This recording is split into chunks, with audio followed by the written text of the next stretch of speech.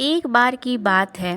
प्रताप नगर में एक ब्राह्मण रहता था जिसका नाम आत्माराम था और वह अपनी पत्नी चंद्रावती के साथ उस गांव में रहता था। वह भगवान शिव का अनन्य पुजारी था, बहुत ही बड़ा भक्त था। वह बिना भगवान शंकर की पूजा सुबह और शाम किए बिना खाना ग्रहण नहीं करता था। उसकी भक्ति सब तरफ व्याप्त थी, लेकिन साथ में उसका आलसीपन भी सब लोगों के साथ जग जाहिर था। वह सिर्फ भगवान की भक्ति ही करता था, लेकिन वह उसके अलावा और भी कोई काम नहीं करता था। जैसे घर का काम हो गया, कुछ भी नहीं करता था। इस बात से उसकी पत्नी चंद्रावती बहुत परेशान थी। वह हर रोज़ उसे कुछ न कुछ घर के काम देती, लेकिन आत्माराम उसकी बातों का अनसुना कर देता और चुपचाप सो जाता।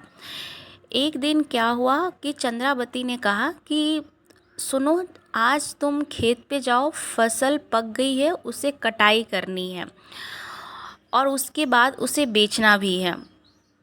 तो आत्माराम ये बात जैसे ही सुना, वह सो गया चद्दर तान के। उसकी पत्नी को बहुत गुस्सा आया। तब उसने क्या किया कि उसने एक बड़ा सा बाल्टी में पानी भरा और जाके आत्माराम के ऊपर गिरा दिया। यह चीज़ जैसे ही आत्माराम के ऊपर हुई, वह आग बबूले से भर गया और अपनी पत्नी से लड़ाई करने लगा। उन दोनों के बीच बहुत बहस हुई। इस बहस होने के बाद आत्माराम गुस्से से घर से बाहर निकल गया और भगवान शंकर के मूर्ति के पास गया और भगवान शंकर से प्रार्थना करने लगा कि भगवान, यदि मैंने आपका थोड़ा भी भक्ति सही से किया है, सच्चे मन से किया है, तो आप मुझे इस परेशानी से निकालो, क्योंकि मैं कोई भी काम नहीं करना चाहता। मुझे काम करना पसंद नहीं है और ये लोग हैं दुनिया के कि सारे मुझे काम करने के लिए ही बोलते हैं। आप मुझ पे अपनी कृपा बरसाइए। अब भगवान के वो भक्त थे और भगवान ने उसकी भक्ति से प्रसन्न होकर उसके सामने प्रकट हुए और उन्होंने कहा कि बताओ क्या समस्या है। तभी आत्माराम ने कहा कि भगवान, मुझसे कोई काम नहीं होता, मैं कोई काम नहीं कर सकता, मैं बस आपकी भक्ति कर सकता हूँ, उसके अलावा मुझसे कोई काम नहीं हो सकता। तो भगवान ने कहा कि अच्छा ठीक है, चलो लो, मैं ये तुम्हें त्रिशूल देता हूँ। इस त्रिशूल को तुम जो भी काम करने के लिए बोलोगे, वो तुम्हारा काम पूरा कर देगा और तुम्हें कोई भी काम करने की ज़रूरत नहीं होगी। लेकिन एक बात ध्यान रखना कि अगर ये काम कर रहा है, उस बीच में इसे काम करने के लिए तुम नहीं रोकोगे। अगर तुमने ऐसा किया तो ये त्रिशूल अपने आप वहाँ से गायब हो जाएगा।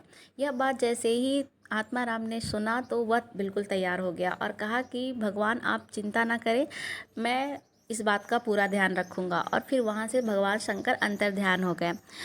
इसके बाद आत्माराम के तो मज़े ही मज़े हो गए। उसने हर एक काम उसी त्रिशूल से करना शुरू किया। जैसे कि उसे फसल की कटाई करनी थी, तो उसने हंसिए पर त्रिशूल को रखा और कहा कि त्रिशूल, इस सारे फल को जल्दी से काट के इसे इस स्थान पे रख देना। त्रिशूल जैसे ही हंसिए में सटा, हंसिया अपने आप उस चीज़ को काटने लगा और काट कर उसे एक जगह पे रख दिया जहाँ पे आत्माराम ने कहा था।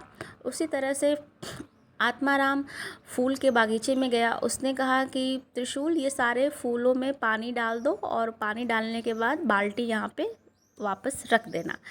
ऐसा कह के आत्माराम अपने रूम में आराम करने चला गया और फूलों को पानी त्रिशूल ने डलवा दिया।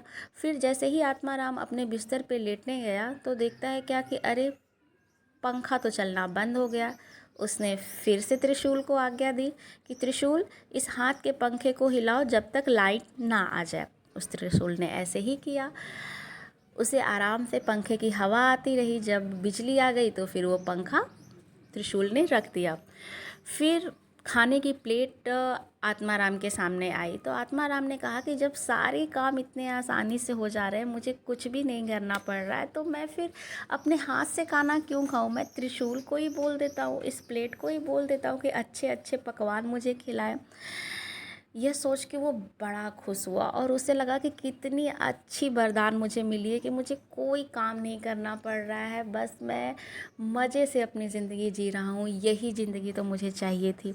उसके बाद जैसे ही आत्माराम ने अपने थाली को त्रिशूल के द्वारा यह आदेश दिलवाया कि तुम इसमें नए नए अच्छे अच्छे पकवान मुझे जे दो और मेरे मुंह में ये पकवान अपने आप ही चला जाए। ऐसा कहा उसने। त्रिशूल ने आज्ञा मानी और उसके थाल में नए नए प्रकार के भोज्य पदार्थ निकलने लगे। कभी उसमें से हलवा निकले, कभी उसमें से पूड़ी निकले, कभी उसमें से जलेबियाँ निकले, रसमलाई निकले। ऐसे ही चीज़ें उसमें से निकलने लगी और सीधे आत्माराम के मुंह में जाने लगा। आत्माराम को बहुत मज़ा आ रहा था, बहुत ज़्यादा प्रसन्नता हो रही थी। लेकिन अब उसका पेट भरा जा रहा था और उसे खाने का मन नहीं हो रहा था। लेकिन फिर भी थाल में से लगातार खाना उसके मुंह में घुसा ही जा रहा था। वह मना करना चाह रहा था, लेकिन उसे ऐसा लगा कि अगर मैं इसे मना कर दूंगा तो यहाँ से त्रिशूल गायब हो जाएगा और मैं क्या करूँ। यह चीज़ उसकी पत्नी ने भी देखा। उसकी पत्नी ने कहा कि अरे मना तो करो इसे थाल को। लेकिन वह कुछ बोल नहीं पा रहा था क्योंकि वो खाना उसके मुंह के अंदर लगातार घुसा ही जा रहा था। वह परेशान हो गया और परेशान होकर उसने अंत में त्रिशूल को बोल दिया कि त्रिशूल अब बंद करो, अब मुझे खाना नहीं चाहिए। उसने जैसे ही ये बात कही त्रिशूल वहाँ से गायब हो गया और आत्माराम उदासी से भर गया कि और उसे सारी चीज़ें याद आने लगी कि कैसे मैं अपने घर का झाड़ू लगवाता हूँ, कैसे मैं त्रिशूल से पानी डलवाता, कैसे मैं अपने खेतों का काम करवाता, कैसे अपने सुख सुविधा के काम करवाता। इन सभी चीज़ों के बारे में सोच के उसे बहुत ही ज़्यादा दुख महसूस होने लगा। लेकिन उसके बाद उसे यह भी महसूस हुआ कि भगवान ने उसे ये वरदान क्यों दिया था कि इंसान को हर एक छोटी काम के लिए उसे ज़रूरी नहीं है कि किसी की सहायता ही ली जाए। अगर किसी का सहायता ली जाएगी तो निश्चित ही एक समय के बाद उसका परिणाम उल्टा हो सकता है, जो कि उसके साथ हुआ। क्योंकि उसने सारे काम उस त्रिशूल से करवाए और उसी चक्कर में उसने कहा कि उसे खाना भी खाना है उसी त्रिशूल की मदद से, उसी त्रिशूल की शक्तियों की मदद से। तो उसके जान पे आ गई, वो मरने वाला था। लेकिन वही वो छोटे छोटे काम अगर खुद से करता तो उसे इस परिस्थिति का सामना नहीं करना पड़ता। तो वह इस बात को अच्छे से समझ गया और वह भगवान शंकर का शुक्रिया अदा किया कि भगवान आपने मुझे यह वरदान इसीलिए दिया ताकि मेरे अंदर का ये आलसपन खत्म हो जाए और मैं यह समझ सकूं कि इंसान को हर एक काम के लिए जब तक वह समर्थ है तब तक वह खुद से काम करता रहे। जब उसे किसी की आवश्यकता पड़े तभी वो किसी की सहायता ले, अन्यथा नहीं। आज से मैं अपना आलस्य पूरी तरह से त्यागता हूँ और अपना काम खुद से करूँगा।